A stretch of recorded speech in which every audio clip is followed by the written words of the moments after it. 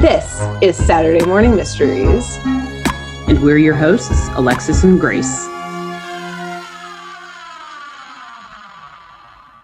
Good Saturday morning. Welcome back to Saturday Morning Mysteries. We're your hosts. I'm Grace. And I'm Alexis. And today we both have, it's not the editing that sounds a little different.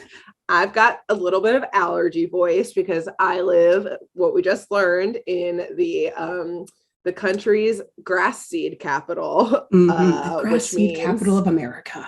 Yes, someone who has very bad hay and grass allergies. I've been on the Strugs bus. Alexis is on the post-Pride Parade Strugs bus.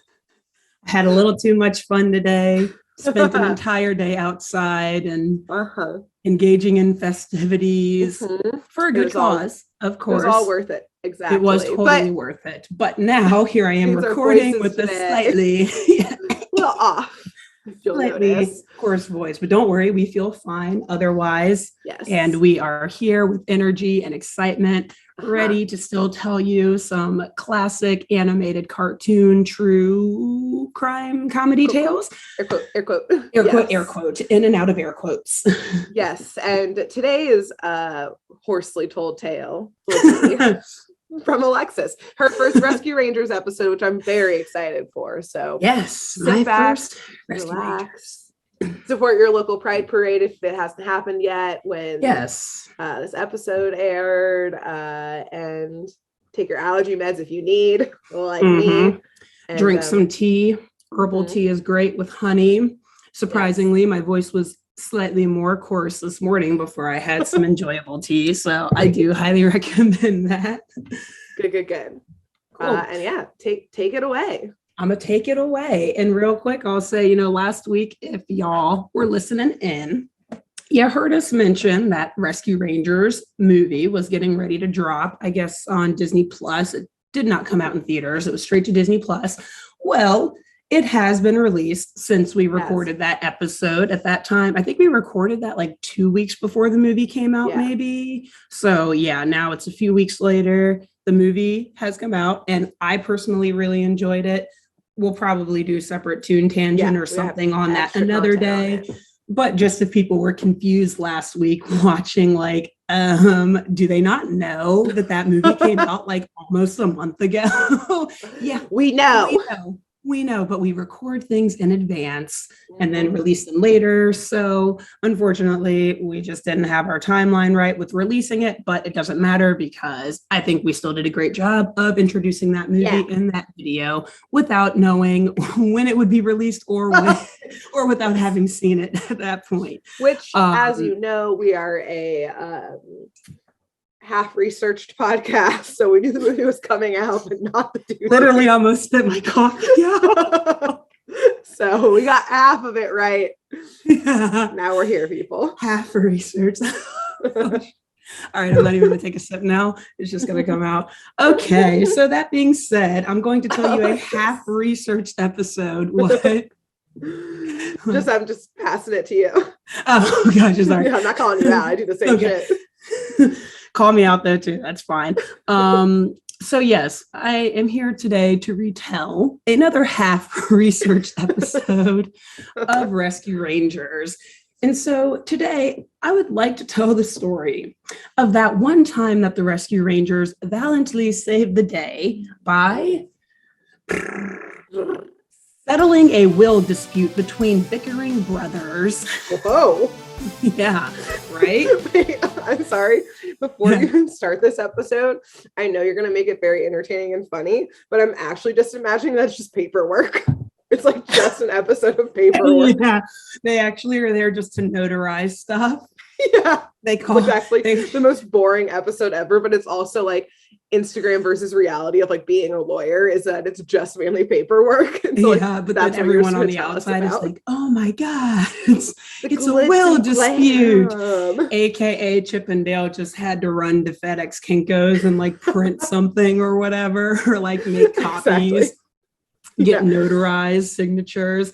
No big deal. No. Yeah. So this actually, yes, I will try to make it interesting, but the writers of this episode that I'll talk about, they actually did a good job enough making a will dispute pretty interesting. And cool. So the episode that this is based on, it's season 1, episode 8, if you're watching on Disney Plus, and it is called Pound of the Baskervilles.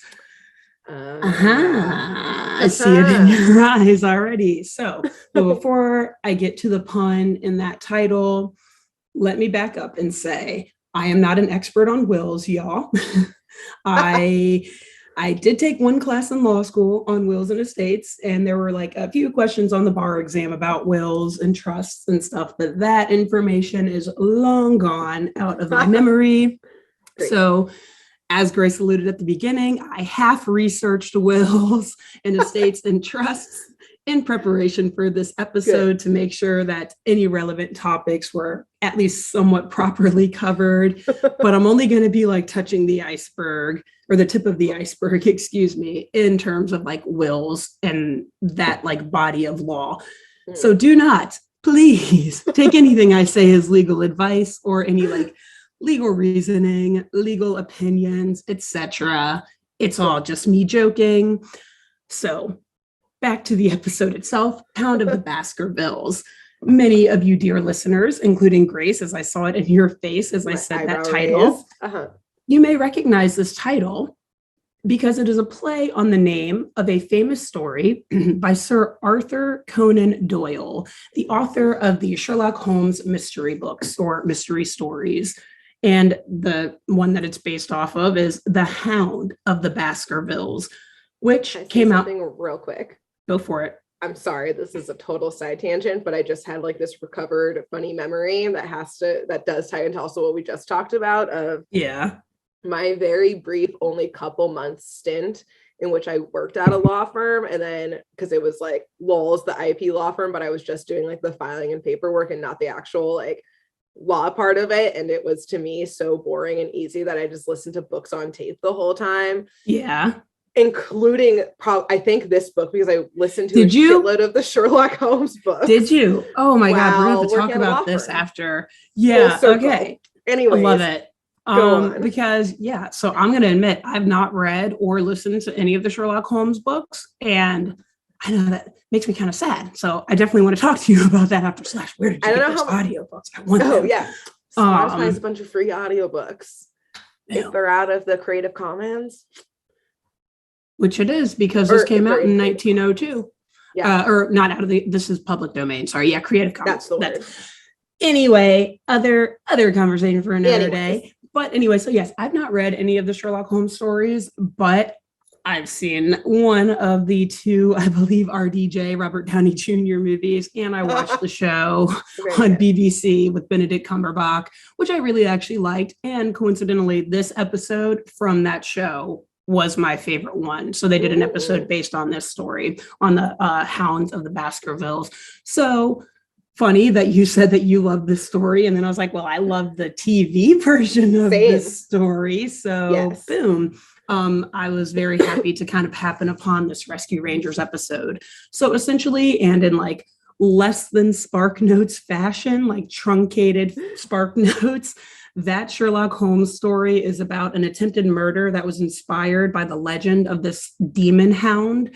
And Sherlock Holmes and Dr. Watson, his trusty investigative assistant, they go to investigate and look into these hauntings and these murders or attempted murders before Sir Henry Baskerville, heir of the Baskerville estate, is killed by this canine apparition.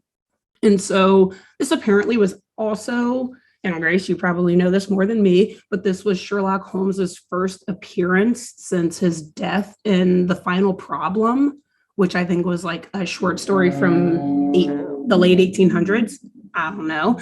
Apparently they killed him off, Sir Arthur Conan Doyle. I feel like that's a hard name to say. It is. But anyway, apparently he killed him off. Yeah. And this was the story where they brought him back. And so that's why a lot of people think that it actually is one of the greatest Sherlock Holmes stories, because it like brought him back into the universe and like restarted all of his investigative tales and everything. Yeah. So a pretty big episode. Therefore, I guess it inspired these writers to name an episode of Rescue Rangers after it. And thus there are so many Sherlock Holmes related puns involved in today's episode. Buckle up, folks. Here we go. So, in fact, so that I don't murder you all with my coarse voice, let me take one more sip of water before I jump in here. Most people don't see that before we fully start recording. Like I'll hit record, and before we do our countdown, Alexis always takes a very dramatic sip of water. Always. So they always have to comment on it like, oh, okay. This time I'm going to be dramatic and take a big sip of water followed by a big sip of coffee as well, just to like dehydrate myself so that then I want more water, you know? We get it. Pride was fun yesterday. Yes. Yeah, just because you had a good time. Just because I had a good time and now I can't talk. Damn, I've got to drink more coffee and water. Okay. So our story, or this episode, it starts with two brothers, Roger and Howard Baskerville. Howard Jr., aka Howie, he is the older brother. He is like a large, almost like Gaston-esque, like from Beauty and the Beast. Amazing. Like British dude, except he's not as good looking as Gaston, like in the sense that he has a massive nose. He has much shorter hair and like a very big chin, but that same kind of like, you know, big, barrel chest, big, like strong upper body, extremely skinny, like pencil legs. And he also has like a pencil mustache as well, and like a kind of high pitch, nasally British accent. And then we have Roger, who is the younger brother. He is a tall, lanky man. He's got like shaggy brown hair, a very large chin. I guess that runs in this family, and a little bit of a slight underbite almost. And he's wearing kind of like tattered clothing. Like he's got patches sewn on his pant legs. He's got like rolled up sleeves and everything. Whereas Howard Jr., he's usually wearing like a suit or something a bit more distinguished, right? Yeah. What animals are they? Are they humans? They're humans. These are humans so far. Yeah. So we see the Rescue Rangers trying to resolve human interactions while helping an animal, though. Yeah. So we'll get to it. I'm going to introduce the animal that they're really helping out in just a second. But before I get to that, I just want to say that Roger kind of sounds like one of the Beatles. Like I'm pretty sure he sounds like George Harrison. Yeah. Or something. So rest in peace. But yeah, amazing. Very, very random. And anyway, so Roger owns this very large, very shaggy, light brown dog. His name is Macduff, and who also sounds like one of the Beatles. Which, to prove this too, I like actually YouTube some interviews with like George Harrison in particular, because I was like, I can't remember which one it was, but as I was listening to the interview with George Harrison, I was just geeking at how I was like, this is obviously the accent that the people were going for. Yeah. So just put that in your mind. Him as like long and like lanky and skinny, because like George definitely was. It looked like him. So Roger actually, in my opinion, kind of looks like Paul McCartney, but like, then sounds like it's weird. It's obviously the writers of this episode only knew what like 4 British people looked and sounded like, and that's what they went with. Yeah, they're like, let's pick one of these voices and one of these appearances. Done. Boom. This is one of our main characters and his dog. Incredible. So Roger and Howard, though, they are the sons of the famous author, Lord Howard Baskerville, aka Howard Bass. And Howard Bass is known as like this world famous Probsky's like award-winning author of the Sherlock-Jones mystery stories. Sherlock-Jones, yes. And this dude, like, he is a prolific writer. So he has made so much money from these books, won so many awards, and thus his family is loaded. Like they have a fortune from these Sherlock Jones mystery stories. And they oversaw and lived in, aka the whole family, they lived in this massive estate, from having this fortune from the stories.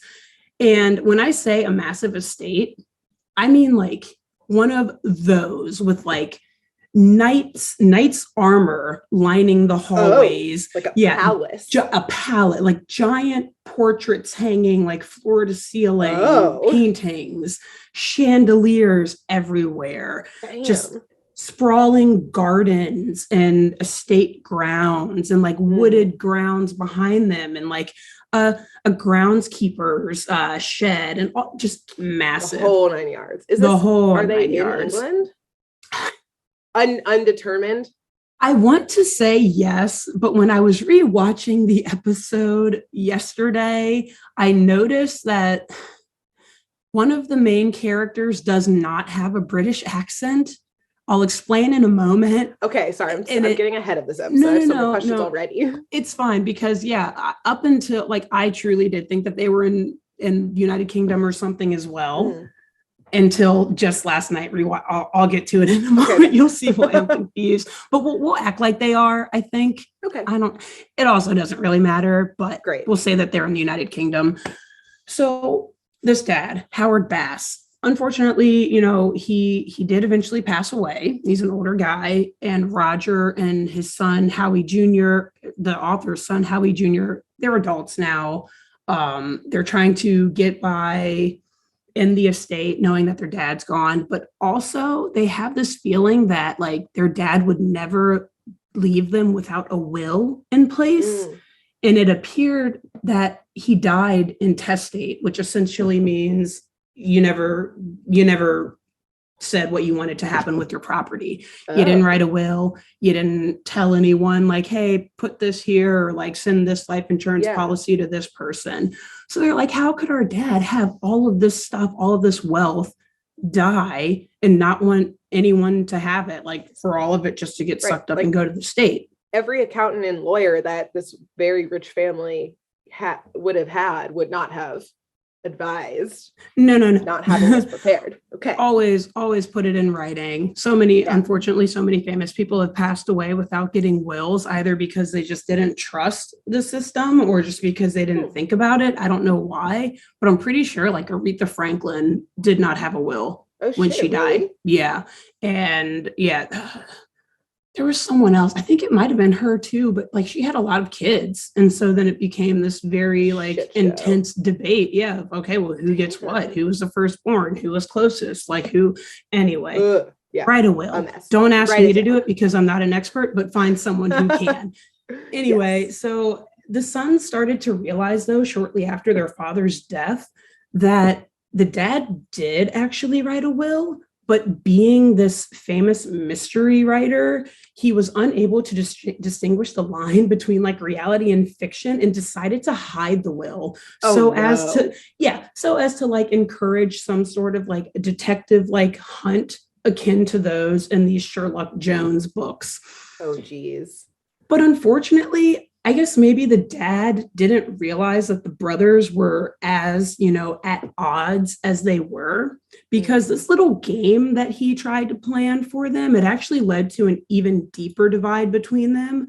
And it really turned into kind of this like dangerous and honestly like borderline illegal fight to find where this will was. Okay. And so this investigation, it quickly divulged into something that honestly like required the help of the rescue rangers to resolve. Great. Because each son, they're trying to find it. They're trying to prove that they're the rightful heir of the estate. And on one hand, you have Howard or Howie. He wants to like destroy possibly the will because, well, actually, I'll get to that later. Okay. I want to talk more about like, let's talk more about how the rescue rangers get involved, right? So one day they're flying their wonderful the Ranger plane. Is that what it's called? I believe rescue plane, Ranger. I think it's the Ranger plane.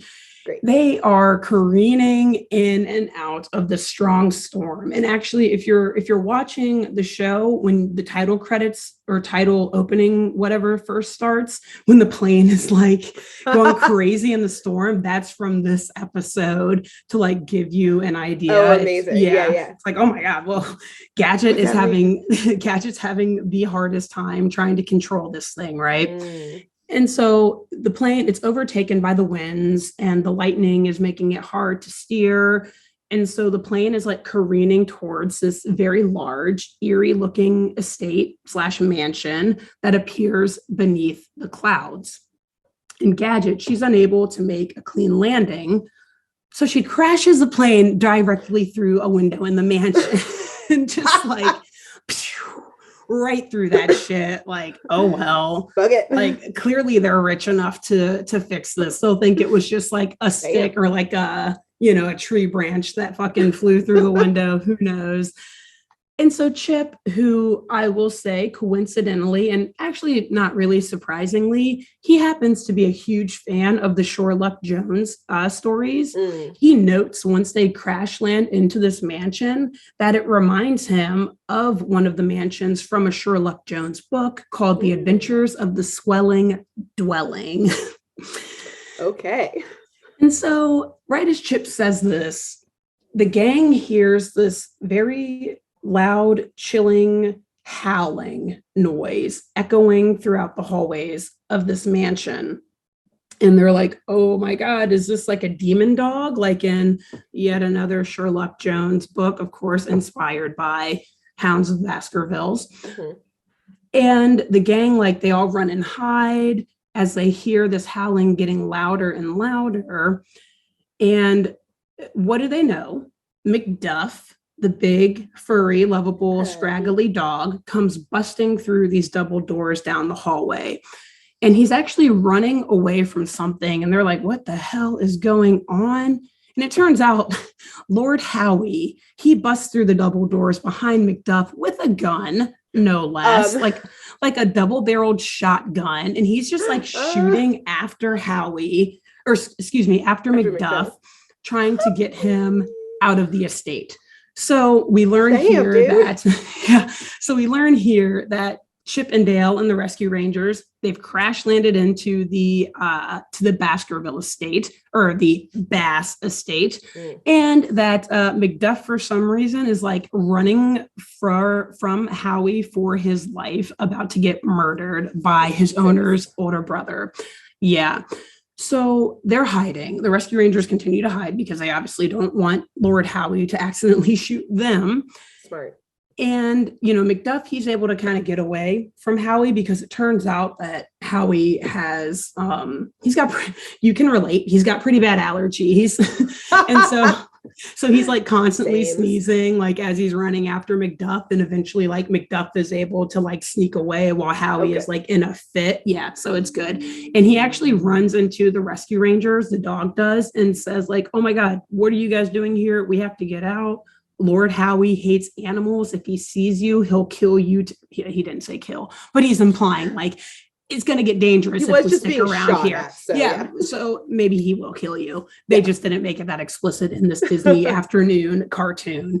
And so, the Rescue Rangers, they jump on Macduff's back like, okay, yeah, like that dude is obviously crazy. It's so cute because the Ranger plane's messed up, right? Because they had to crash land it. So they're like, well, Macduff is now our land transit, I guess. Like, hop on this lovable dog. And it actually ends up working kind of well. Macduff, like, they run out of the mansion. They're, going over these sprawling mansion or estate grounds. It's still storming outside. It's actually like super intense. Like Dale almost flies off of Macduff's back at one point. So the Ranger plane actually might have been more safe, but whatever. Out in the elements. Yeah. So they run out of the estate, run through these grounds, and Macduff takes them actually to where Roger happens to be staying. And it's kind of sad. And we're going to do some wild speculation at the end of the episode to tie this all together. Don't worry. Okay, great. But It's sad. It's this little shack. It's like that groundskeeper's shack that I was telling you about. It's like through the estate grounds, through the woods, down at the bottom of a hill, over a creek, probably like damn near a mile away from like the main house. This little shack. And we walk in, or Macduff walks in with the rescue rangers on his back. And, you know, it's even sadder. We look in and just see clothes hanging everywhere. I was like, what does this guy do for a living? Why does he have all these clothes here? And the camera turns to Roger and he's like hand washing a bunch of clothes. My suspicion, it's all of his brother's laundry. He literally is just in there, like clothes hanging everywhere. That's why his sleeves are rolled up and he's got like another, like, I don't know if it's like a waterproof shirt, some other like type of t-shirt underneath it to like protect his arms. And he's just scrubbing away while his brother is living in this beautiful estate at the top of the hill. He's down at the bottom in this dilapidated shack. Yeah. And Macduff runs into, it's pretty depressing and sad, but the wild speculation at the end. Yeah, the wild speculation at the end of this episode will make it kind of funny. So Roger is super happy to see Macduff when he returns back to the house. He doesn't see the rescue rangers. They kind of like sneak off of his back and hide behind a bucket or something, I think, in the shack. And Roger just asks Macduff, like, ooh, were you able to find the will? Were you, like, while you were in there, did you find Father's will? Which now we know, oh, that's why Macduff was up there. Okay. And Macduff, he just kind of responds with this like kind of low, sad growl, signaling that the mission failed. But Roger, he's like, oh, don't worry, boy. It's okay. You know, as soon as you find that will, we can take care of my brother, blah, blah, blah. But right before he's able to truly finish that sentence, he hears a banging and like a knocking at the door. And so he opens the door. And it unfortunately is none other than Lord Howie, who has walked through the rain in the middle of the night to accost his little brother for allowing the dog in the house. Oh, come on, bro. Come on. Knowing, though, that Lord Howie is dangerously allergic to animals. He's like, how dare you let him in here when I'm sneezing and whatnot. And Lord Howie, though, he's taken it to another level because he brought the fucking sheriff with him, Grace. What? He brought the sheriff, which also crazy that the sheriff was able to get there that fast. Right. Like, and was like, yes, this is a crime. This is something that I should be involved in. You're right. He's and also sheriff off for sure. Probably, which I'll get to that in just a second. But to tie back to your question earlier about, are they in England or like the United Kingdom? This is what confused me when I rewatched this. The sheriff does not have a British accent. The sheriff like speaks like in an American English accent. So it was at that point, it was like, wait a minute, why would the sheriff not be British? Where are they? So maybe they are in America. Yeah, I don't know. Anyway, I just wanted to answer that question of yours and why I was unsure. That was the thing that made me unsure. Yeah. So anyway, the sheriff is there with him and he's like, yeah, I mean, I'm going to have to take the dog away because of the trespassing and all of that. What? You live on the same property. Or do they? Well, you may live on the same property, but do you have the right to enter the house if you're not the owner of the house? I don't know. I'm not a lawyer. Because the will determine who the owner of the house is, because the house was owned by the father. So the father had to pass it down to somebody. So that's the question. Who is the true owner of this house? Okay. Mm-hmm. And so Roger, he's obviously defending Macduff. He's saying, like, no, you can't just put him out on the streets, except like, that's not really what they were implying, unfortunately. I wish that they were implying putting him on the streets, but that's a little kinder than what clearly Lord Howie wanted to happen. We already saw him shooting at the dog. So yeah, at a minimum, he wants that dog shot, if not shot with. Anyway, that's a minimum. We're gonna keep it moving. So keep going. Macduff, he's like obviously he's very nervous about this because he can sense what's going on. And so he starts to growl, and that kind of scares the sheriff and Howie, which Macduff, love you, but you're not making a good case for yourself. Bro. Because then at that point, Lord Howie's like, well, come on, he trespassed, Sheriff. Like, you've got to take him. And he's growling. Look at him. He bit me, for all you know. Like, oh my he God. didn't bite him. But he tells the sheriff this. And again, it's a believable case because you've got this big dog growling right in front of you. So the sheriff, paid off by Lord Howie, probably, as you noted earlier, and also just intimidated by the size of Lord Howie, probably, and also like how he appears to be the owner of this massive estate. So he's like, oh, this dude's rich. I'm just gonna have to do what he tells me. And he does like bend a little bit and tells Roger that he'll come back the next day to take Macduff, because essentially without any proof that the estate is rightfully Roger's, Roger has no say over whether Macduff stays or goes. The sheriff has to listen to the owner of the house at the end of the day, or the owner of the estate.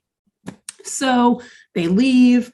Lord Howie is obviously very pleased with this. And Macduff, meanwhile, he like huddles with the rescue rangers and is like, okay, well, if we can go in and get that will from the estate, then we can prove that Roger is actually supposed to be the owner of the house. And then I won't die. This just like gave me the like image of like, this is the team of lawyers trying to get someone off of like death row, like the death penalty. It's like is what the this rescue episode rangers. is, Yeah, basically. Gadget's like doing a deposition to like get someone to admit that they actually committed a crime and are ineligible to inherit something in the will or whatever. Like it got way dark in my head because of dark. Yeah. Anyways, well, it's going to get darker because not only are they going to keep investigating this will, they're going to use some scary and haunting tactics inspired by the demon dog of the Baskerville to try to get this will out of Howie's or whomever's estate. So Macduff is telling them that since Lord Howie is always there, like he doesn't leave. I guess this guy doesn't really he doesn't have a life. I don't know. He just like stays in his estate all day, his big ass mansion.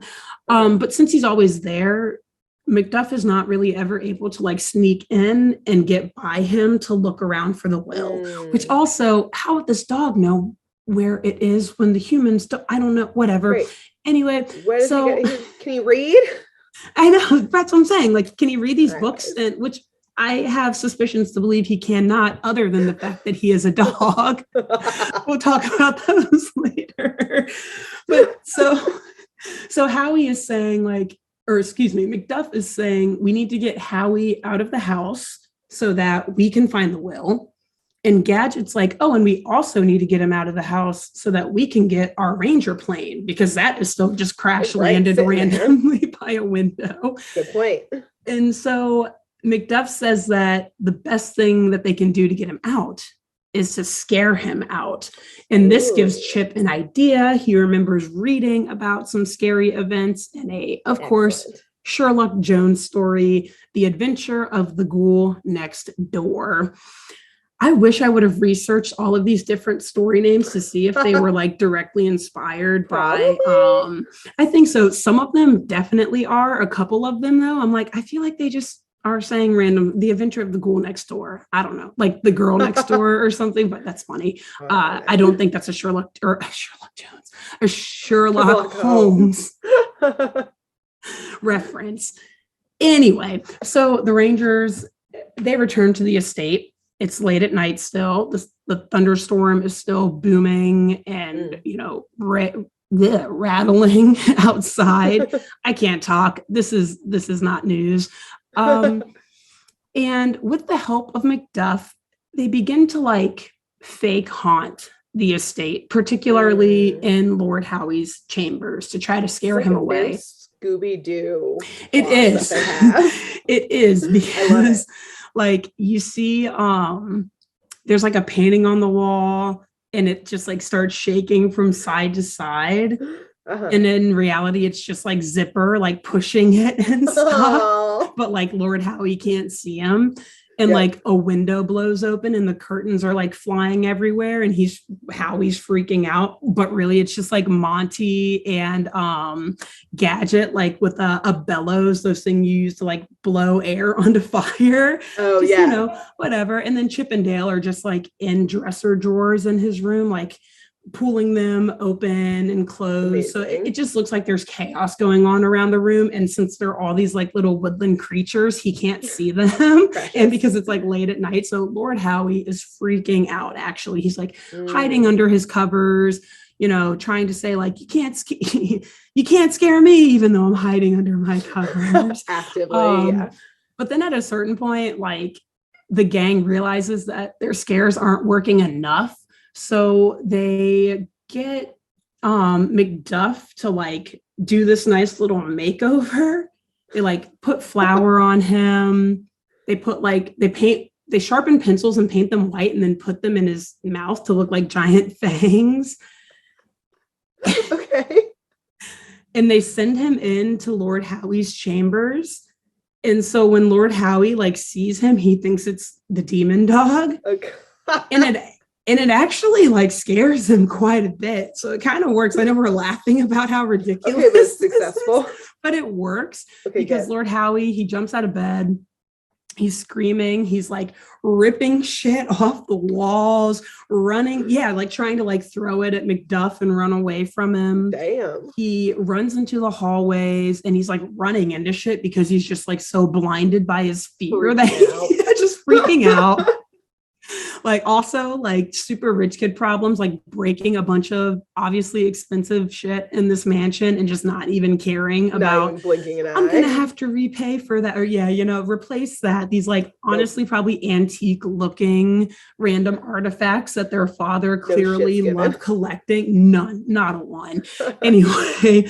And so eventually though, McDuff, he's like really, really committing to this role. And the good boy, it's adorable, but he just gets a little too into it. He's like shaking around and hopping up and down. And the flour starts to come off and shake off of him. And like the pencils are falling out of his mouth. And Lord Howie is just like, oh, I now see what's happening. But he like kind of keeps playing with them a little bit like, oh, the demon dog, you're going to get me. And he grabs a fucking sword off of the wall. Cause you know how I said like they're knights and stuff, like rich kid problems, right? Like, Shank, let me get my saber and handle this, right? And he starts to like close in on McDuff, now seeing that it's not the demon dog after all.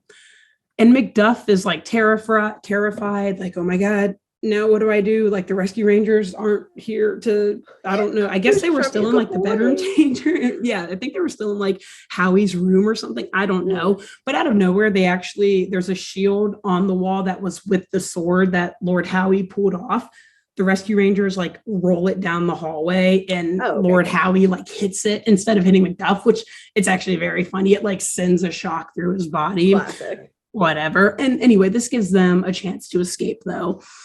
And so they're running down these hallways, realizing, oh shit, we're going to have to do something else because the scaring Howie only got us so far, / we don't have a good costume department to actually make McDuff look like a real very limited dog.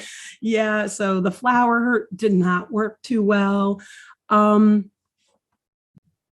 So they're running down this hallway and it's a dead end. There's just like this giant mirror and they're like, well, Lord Howie's right behind us. He's going to find us. We need to figure out what to do. And Chip is again channeling his favorite detective, Sherlock Jones. And he's like, oh, you know what? There's usually, in all these Sherlock Jones books, there's usually like a secret passageway or something. Yeah, like if we just like press things or pull on the bottom of this mirror, just everyone hit things. The wall. Everyone just touch shit. We'll see what happens. Yeah, smacks the very subtle. But also they're like chipmunks and like mice, so them smacking a wall is like not gonna trigger anything. And also not just like not strong enough, but also like human height wouldn't put something at like their ankles, which is like the size of the chipmunk. So they're just smacking their height, but it's like 6 foot. Howard Bass. He's like crawling and like taps like the floorboard or like and this giant door opens. Anyway, why wouldn't, a good idea. Why wouldn't he design it for use of like chipmunks and mice and dogs? Yeah.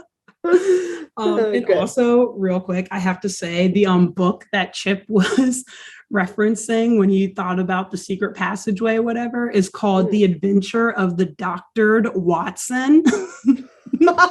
So like that one is obviously a Sherlock. Sherlock. And now I'm like combining their names. I just said Sherlock Jones. We'll just say Sherlock. Don't need to add the last name. Damn it. Rescue Rangers is messing me up. So anyway, they start like tapping just a bunch of stuff around that mirror. And actually, something happens and they move the bottom of it and this like mirror slides open and a secret passageway is exposed behind this mirror. And so they walk in and the door closes back behind them. And Chip notes, another funny reference to Sherlock, he notes that it's a secret passageway just like the one from the Adventures of the Conan Doyle.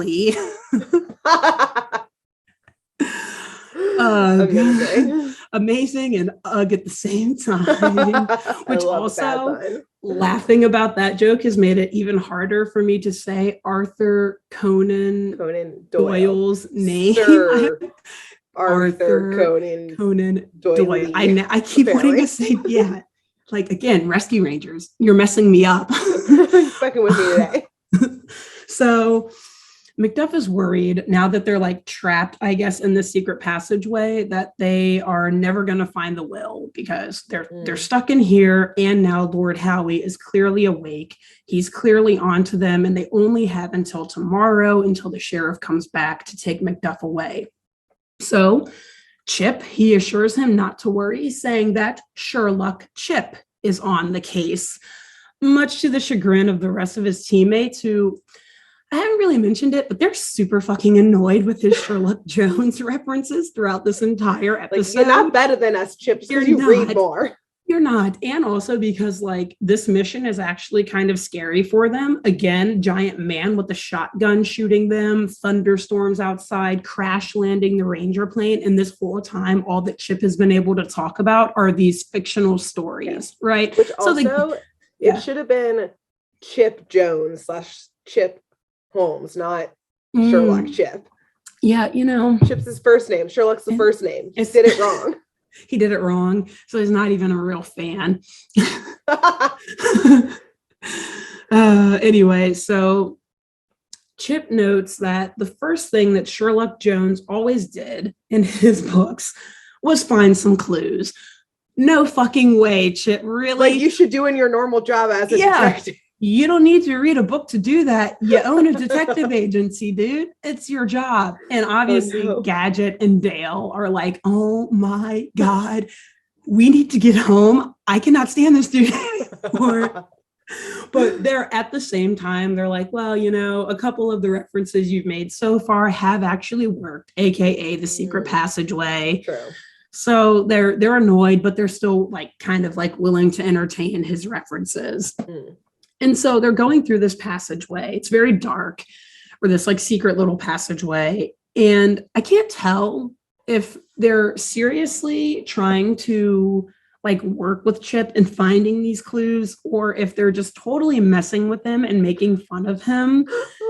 Because Gadget and Monty and Dale are like all asking Chip if things that like obviously aren't clues are clues. They're definitely fucking with them. They're fucking with them. Gadget holds up a nail like, hey, is this a clue? And Chip's like, no, that's a nail.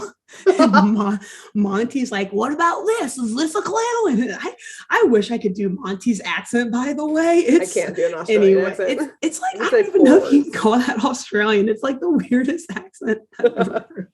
Anyway, but Chip is like, no, that's a chain.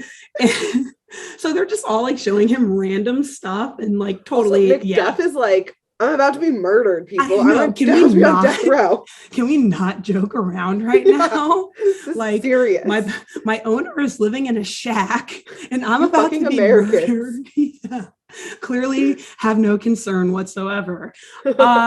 Thank God, though, for Zipper, who often seems to be like the only serious member of the Rescue Rangers. Yes.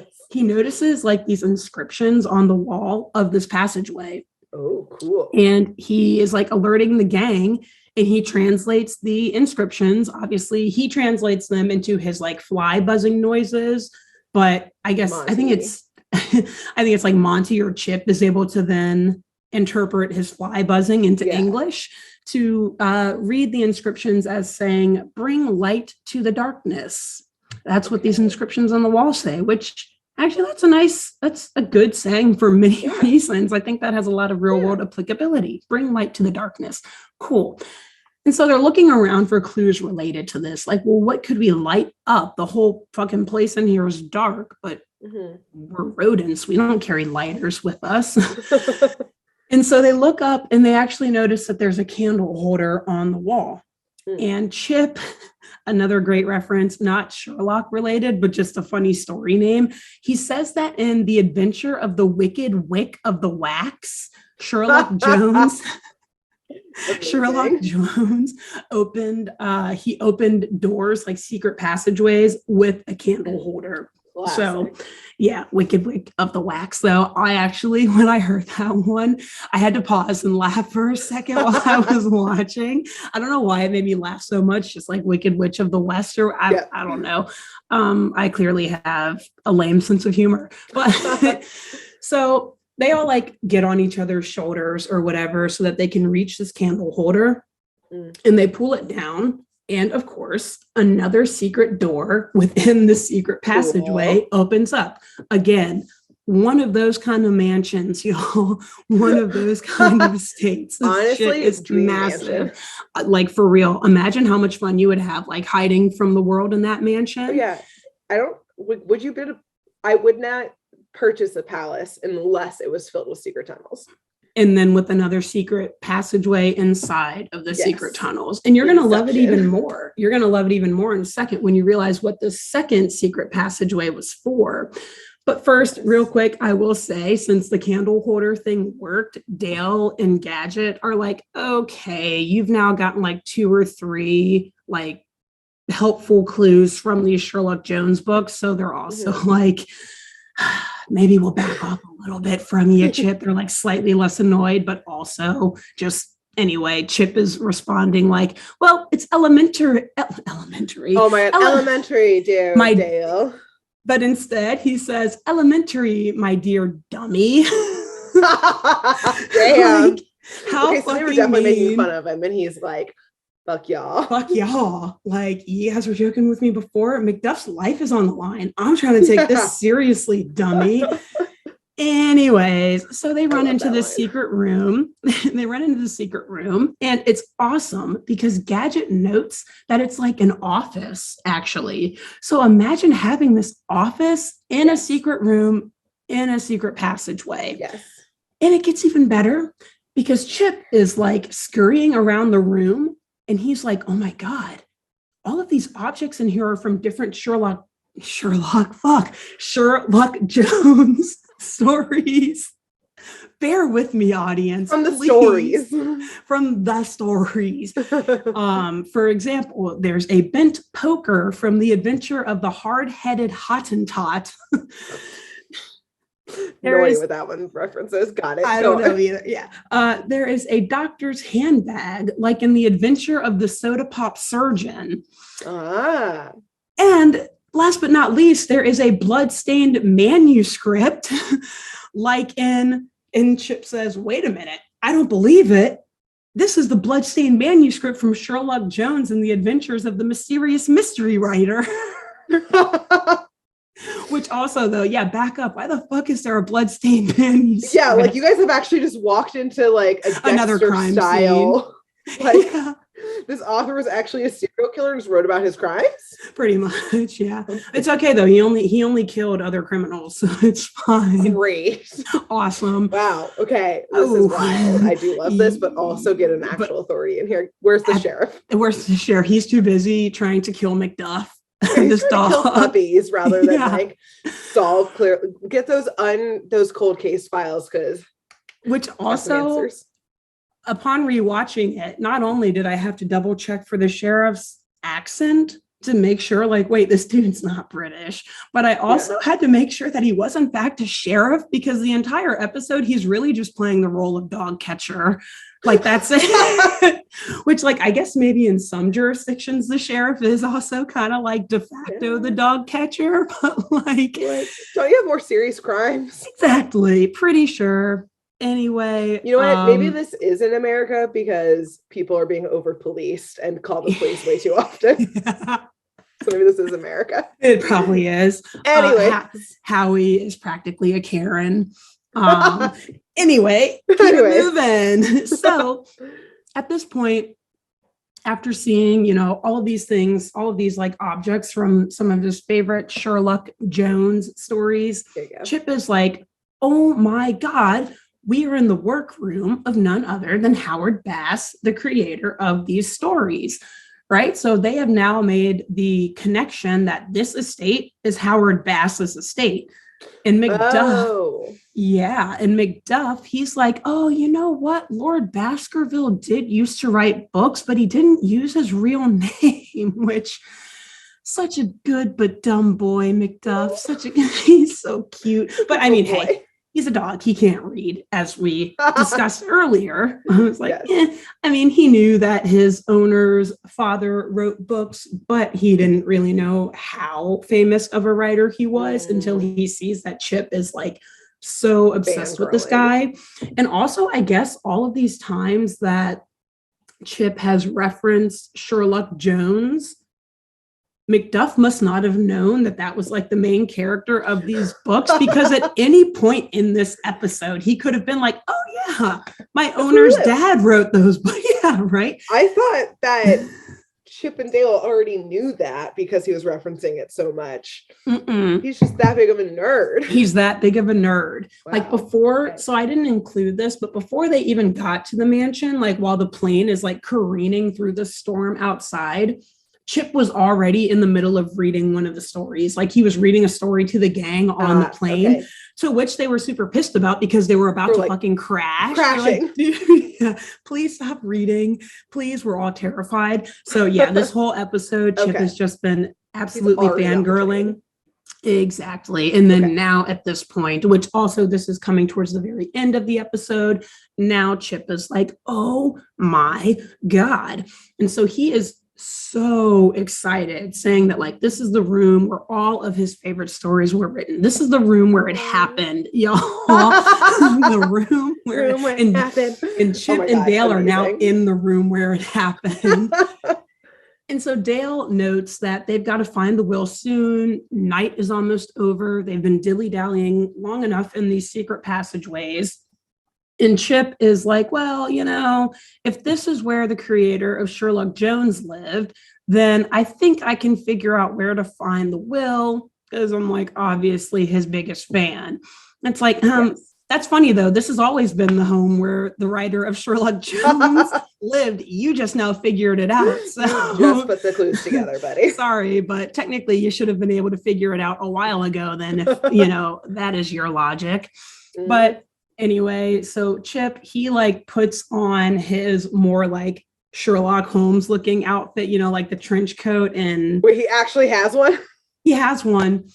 In like a magnifying glass. And what are those hats called? I don't know, but I know exactly those super fly, dope looking detective hats. Yeah, like he puts one of those on. He like changes out of his Indiana Jones attire, puts that on instead. Outfit. And he's like scurrying around this office.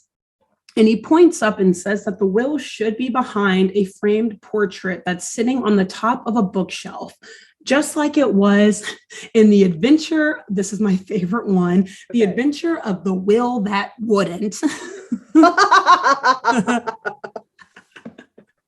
Oh, no, it wouldn't. No, okay, it wouldn't. For that will. This will not give you your inheritance. No, ma'am or sir. So Monty, he like climbs up there to take a look, to look behind this picture, because Chip is right. There is a picture on the top of a bookshelf. But when he gets up there, Monty's like, sorry, mate, like nothing up here. And Chip goes into like full on existential crisis mode. He like breaks the fourth wall, looks at the screen like, what? How could it not be up there? Because it was there in the story, and I'm obsessed with the stories. I know them cover to cover. And as he's freaking out, though, I guess, not really looking around him and just so inwardly like attacking himself for not knowing where. Yeah. Dale like just looks down at their feet and he like pushes Chip over and he's like, dude, we're standing on the will right now. God damn it. God damn it. And like literally, if you watch it, like as soon as Chip starts freaking out, the audience is like, dude, look down, because in very large letters it says will written on top of this piece of paper that they're standing on. Amazing. But obviously Chip is just that like freaked out and in crisis mode that he can't even look down. And so Macduff, he starts reading from the will, saying, I, Howard Baskerville, do bequeath this manor to my youngest son, Roger Baskerville. And as soon as they see that, they're like, fuck yeah, we got it. Let's go. Do it. But they have to get past Lord Howie first, because remember, he is still out there. Right, with the sword. Looking with the sword and or a shotgun. Great. Looking for them. With multiple deadly weapons, yes, yeah.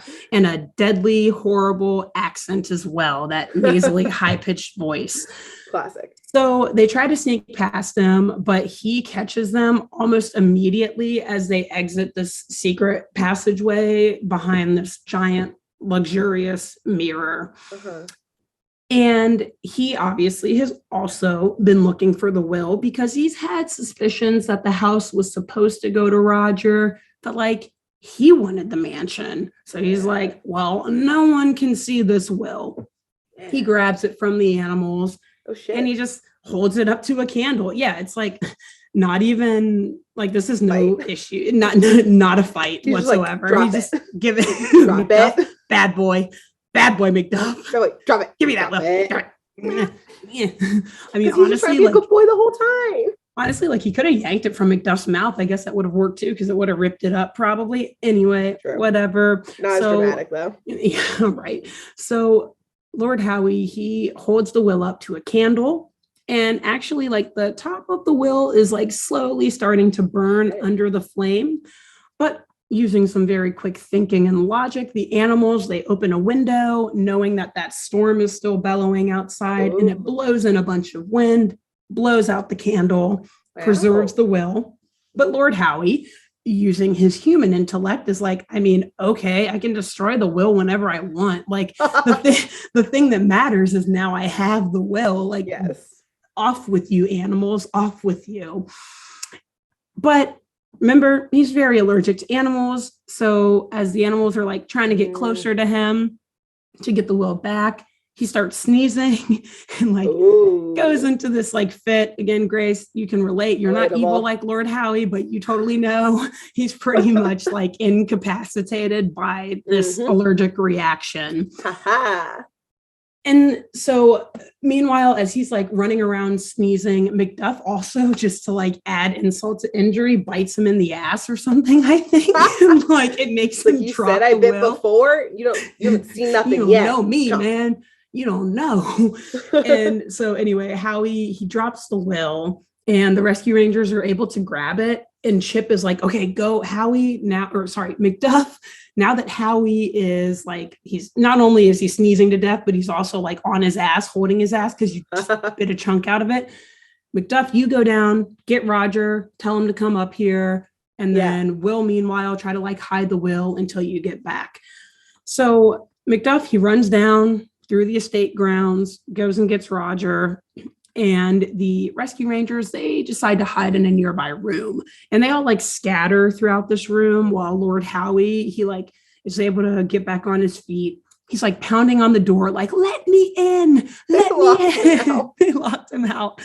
And he actually like bursts this door down again. Spoiled rich kid problems, not caring about destroying shit, like totally knock this door out, just get a new one. Doesn't matter. Okay. Yep. And he resorts to his favorite tactics. He grabs a gun off of the wall and he essentially just like starts shooting around this room to like find the rescue rangers because they're like in there fucking with him, like popping up and like, you know, Classic. It's almost like a whack-a-mole type of situation, you know, and he's just like shooting everywhere to try to stop them. Yeah, totally safe.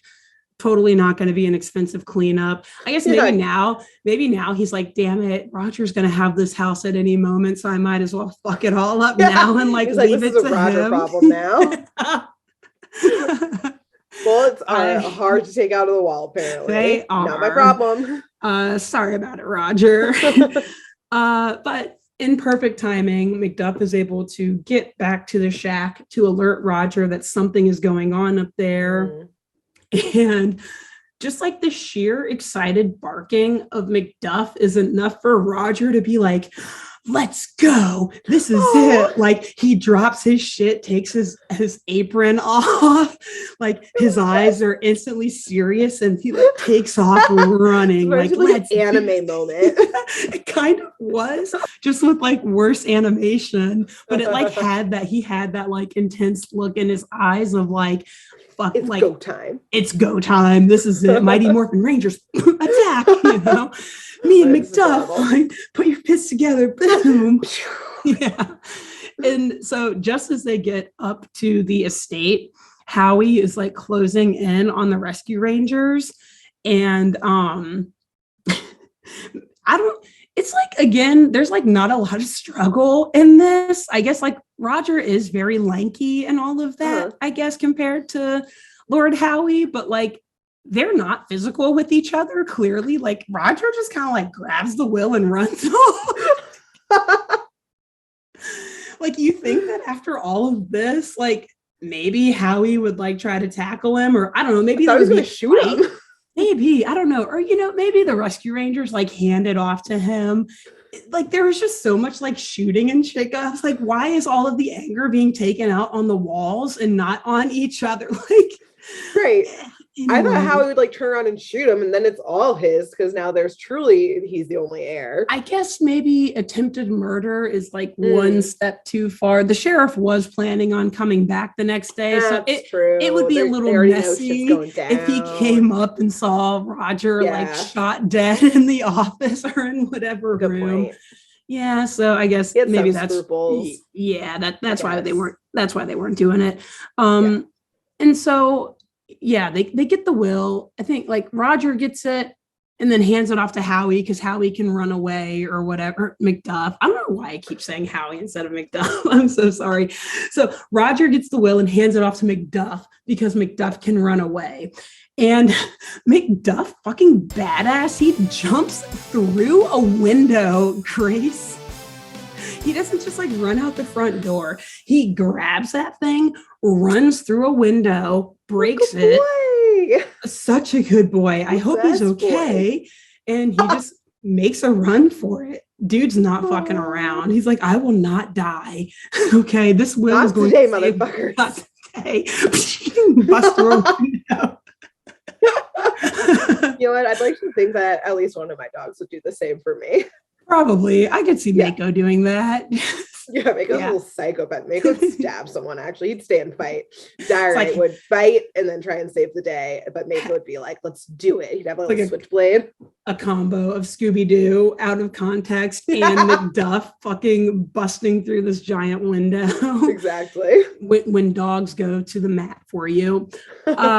So as Macduff is making his escape, which, by the way, like, I don't really know where he's trying to run to. He's just running away. In the rain with the piece of paper, so it's going to get really wet. So actually, it's now morning. I guess this took up the whole night and it's not raining anymore. Okay. But I'm glad you mentioned that because it is very muddy outside. It is muddy outside, which I'll mention in just a moment why that's kind of important. So, but yeah, I don't know where he's trying to run to, but as he's running like through the estate grounds, the sheriff actually shows up and just like scoops him up in a net while he's running. Like he doesn't even go to knock on the door. He doesn't go to check in with Lord Howie first to be like, hey, you sure you still want me to take this dog? Were we able to reconcile overnight? Like, nope. He sees Macduff running towards him, scoops him, throws him in the paddy wagon. Macduff drops the will and it's like in the mud now. And like the sheriff just takes him off. Like, I guess the sheriff kind of sees it and is just like, oh, that must just be some random piece of paper that the dog happened to have. And so the sheriff starts going down the street, taking Macduff away. And Roger and Howie, they're like running out of the mansion, chasing after the sheriff. Well, Roger is trying to stop the sheriff and Howie is trying to stop Roger. And now they're fine with it getting physical because Howie like tackles Roger into the mud. So they're like both like covered in mud, like in their PJs, by the way, or at least like Howie's in his PJs. Yeah, like mud wrestling.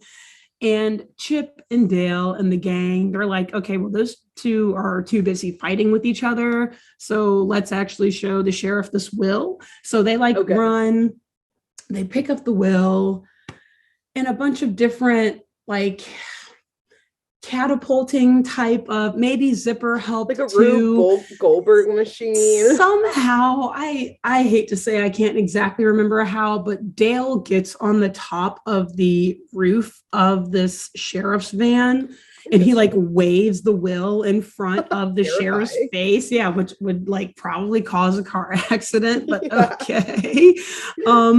And the sheriff though, he sees it and he's like reading it like, oh wow, yep. Like driving in the mud. Okay, hold on, let me park. Yep, Roger owns the home.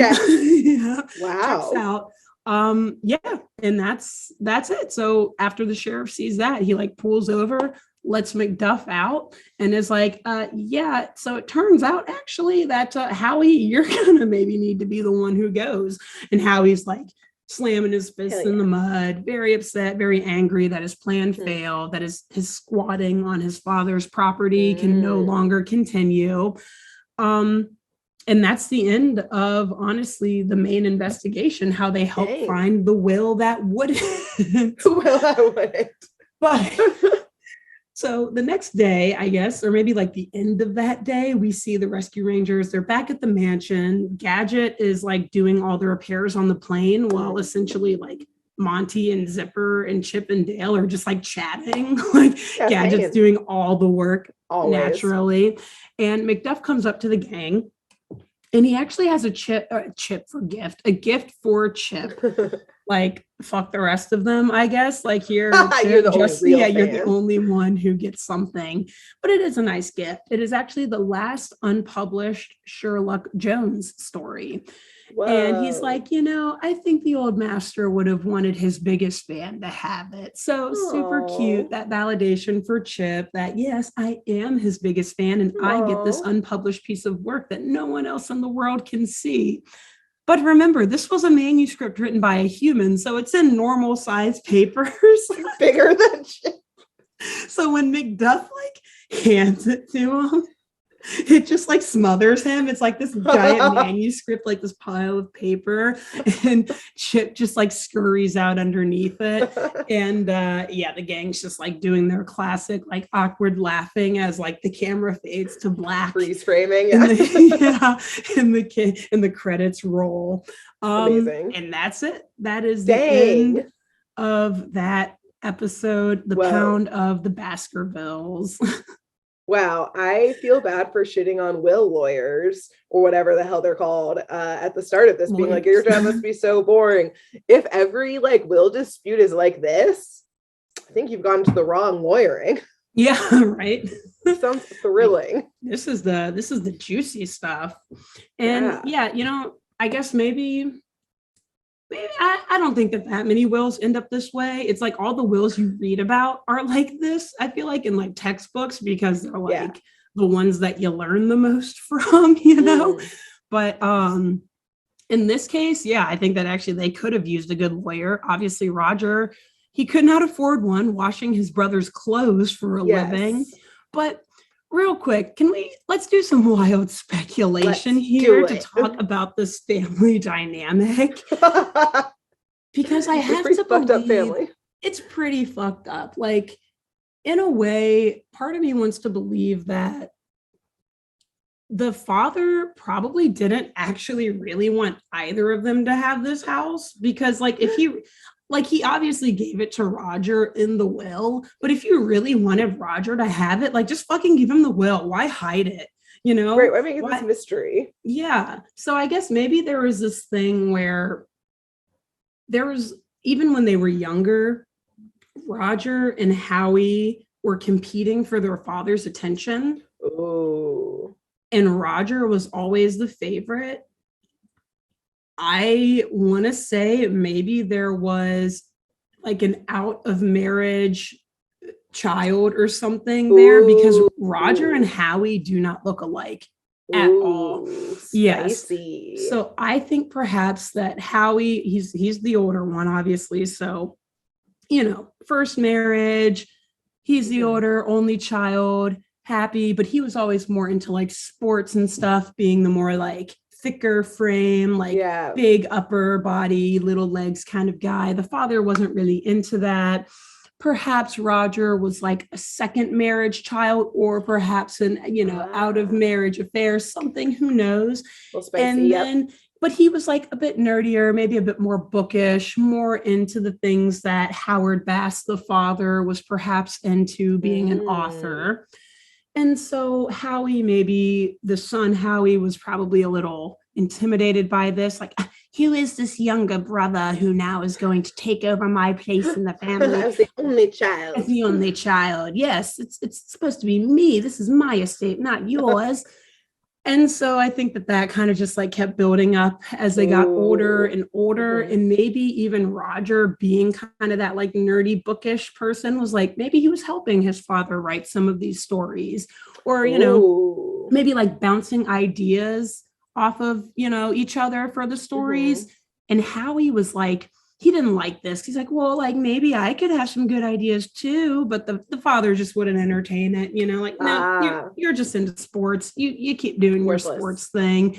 So I think that maybe the father thought that Roger would be like more quick in finding out where the will was, because maybe like Roger had something to do with writing those stories that gave away the clues, or maybe he knew that Roger was like more interested in reading the stories. Howie never read because he's a fucking idiot. He can't read. So yeah, I feel like there's got to be some like bad blood that's been with them for a while. And I do think a lot of it stems with like that only child syndrome turned into like, oh, my dad remarried and had another child now. And now like I'm supposed to just like this dude, even though my dad likes him more. Yeah.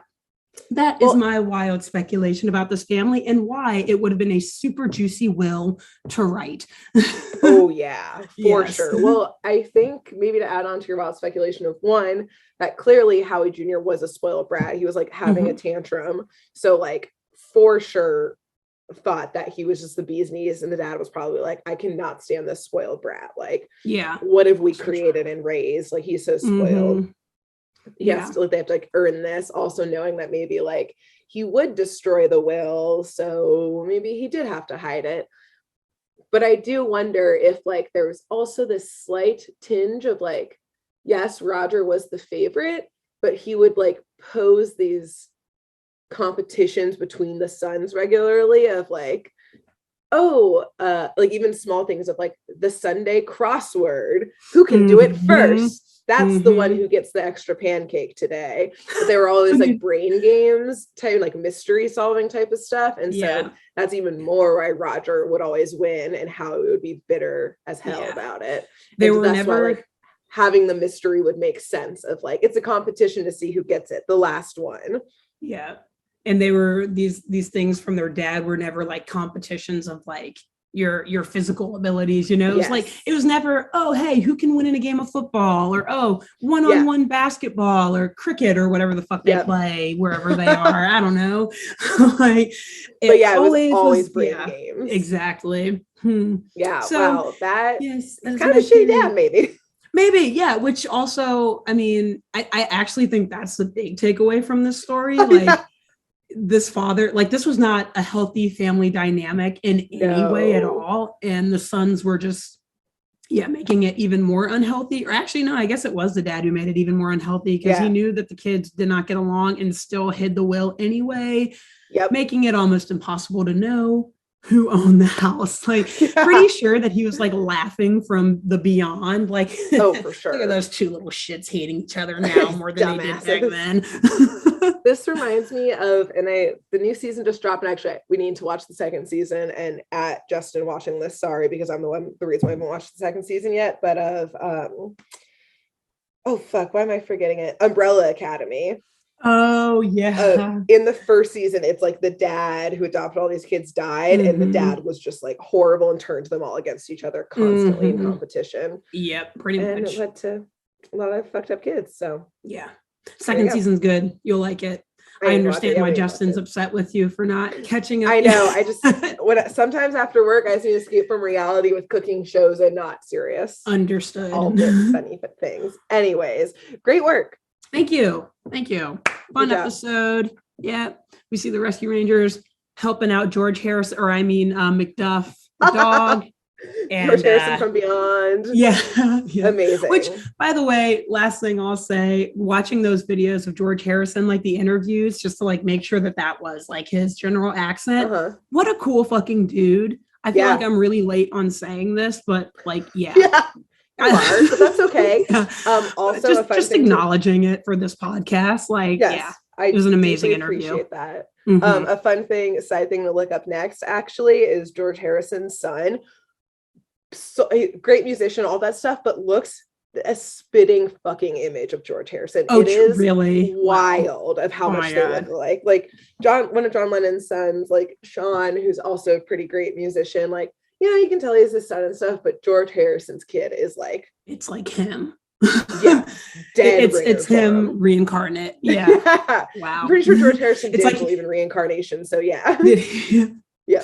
He like had a kid with himself somehow.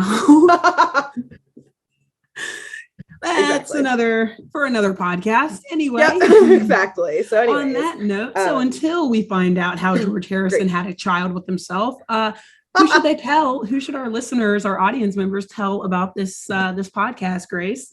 I think a really big takeaway from this week's episode is that no matter where you are, and like maybe I guess if you're under 18, maybe not, but if you're starting out in your career now and have any type of like asset to your name, you should probably make a will.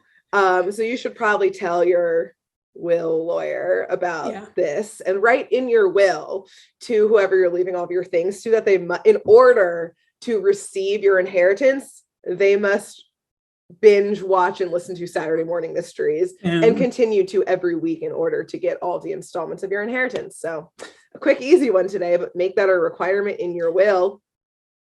Do it ASAP. Make that clause 1, actually, so that if there is a will dispute, then like the first thing the judge or the magistrate, whoever the executor of the account, like they're going to look over it. The very first thing that will come out of their mouth is, I, XYZ, bequeath all that I own to XYZ on condition that they watch every single episode of Saturday Morning Mysteries. And if they do not, then instead I give everything that I own to XYZ on condition that they, it'll just keep going on and on. And so to that end, I would like to recommend you tell a notary. Not all wills. I don't think all wills have to be notarized. I think that might be a state by state kind of thing. But like, it never really hurts to have someone officially like look over that and stamp it. So if you are getting a will done, having a will drafted, or if you have any other documents or paperwork that needs to be notarized, while you're there, be like, hey, by the way, there's this great podcast. They like used the word notary a few days ago. and you should check it out. I think you may enjoy it. It's called Saturday Morning Mysteries. I love it. You Awesome. can notarize that, baby. Boom. Bam. Great. Well, Thanks.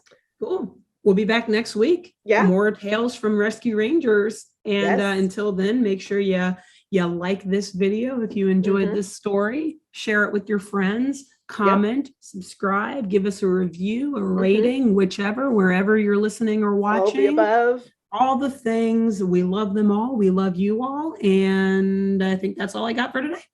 Yeah. See you next week. Bye. Bye. Thanks for tuning in to Saturday Morning Mysteries. If you enjoyed this episode, please share, rate, review, leave us a like, and drop a comment. We post episodes every Saturday and bonus tune tangents whenever we feel like it.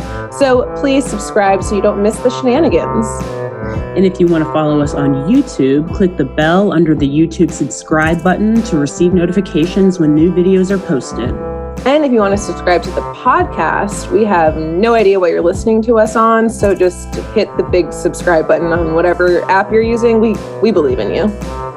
Give us a follow on Twitter and Instagram at SatmornMist, all the abreves, and let us know if you have any episode or show requests by emailing SaturdayMorningMysteries@gmail.com. Thanks to Jenna Kendall for the logo design and to Ava Sakiki for the music used during this week's episode. See y'all groovy kids next week on Saturday Morning Mysteries.